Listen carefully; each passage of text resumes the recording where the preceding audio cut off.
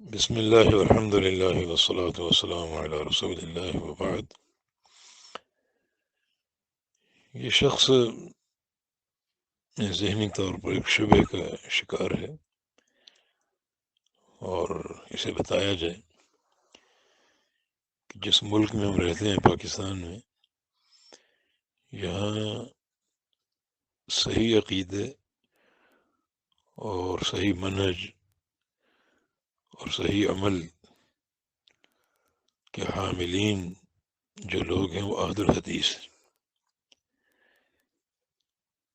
لہذا اہل الحدیث کہلوانا اس لیے ضروری ہے کہ صرف اس نام کے استعمال سے یا اس لقب کے استعمال سے آپ کھل کر واضح ہو جائیں کہ آپ کا عقیدہ کیا ہے اور آپ کا منہج اور آپ کا عمل کیا ہے۔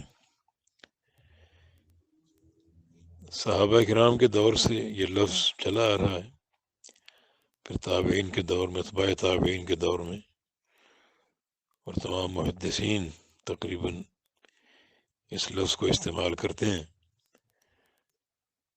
بلکہ نبی علیہ السلام کی جو حدیث ہے جس میں آپ نے قیامت تک ایک جماعت کے قائم رہنے کی خبر دی ہے، پیش گوئی فرمائی ہے، تو بہت سے محدثین نے یہ صراحت کی ہے کہ وہ اہل الحدیث۔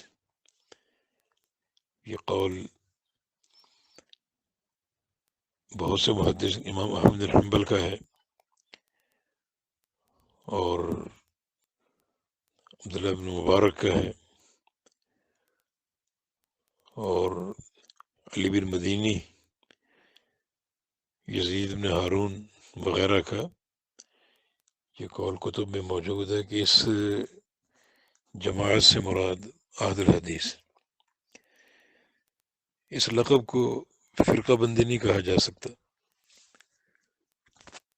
کیونکہ فرقہ وہ ہوتا ہے جو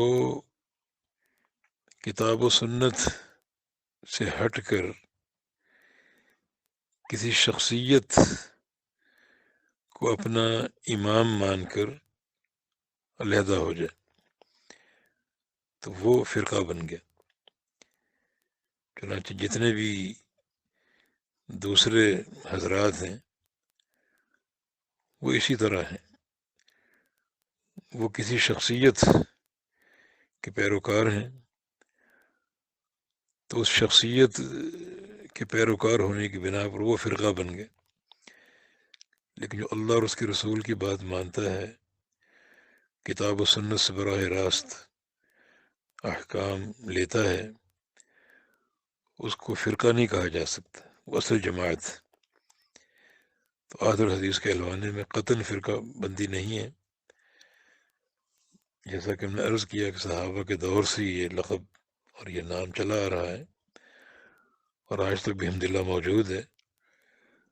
اور جو ہمارے علاقے ہیں بر صغیر، ہندوستان، پاکستان، تو اس میں حقانیت کا معیار یہی لقب ہے، تو اس کو استعمال کرنا چاہیے، اور قطعاً یہ فرقہ بندی نہیں ہے، بلکہ صحیح ایک جماعت کا تشخص ہے جو اس نام کے اظہار سے واضح ہوگا، اور لوگ صرف اس نام سے ہی پہچان جائیں گے آپ کو کہ آپ کی نماز کیسی ہے، آپ کا عقیدہ کیا ہے، آپ کا عمل کیا ہے، صرف اس نام کے اظہار سے ہی پہچان جائیں گے انشاءاللہ۔